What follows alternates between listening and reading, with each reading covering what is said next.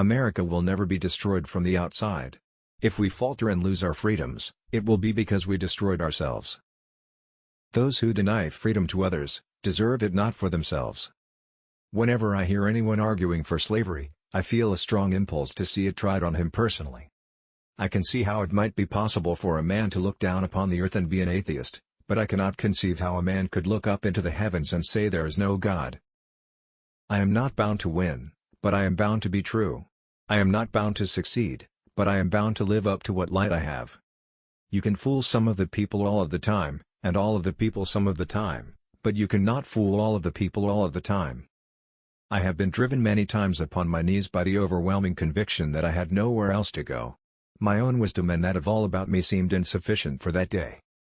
Character is like a tree and reputation its shadow.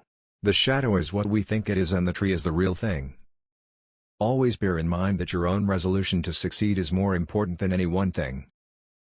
We are not enemies, but friends. We must not be enemies. Though passion may have strained, it must not break our bonds of affection.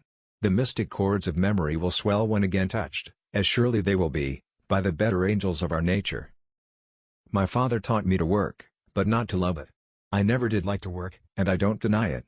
I'd rather read, tell stories, crack jokes, talk, laugh, anything but work. If you once forfeit the confidence of your fellow citizens, you can never regain their respect and esteem. It is true that you may fool all of the people some of the time, you can even fool some of the people all of the time, but you can't fool all of the people all of the time.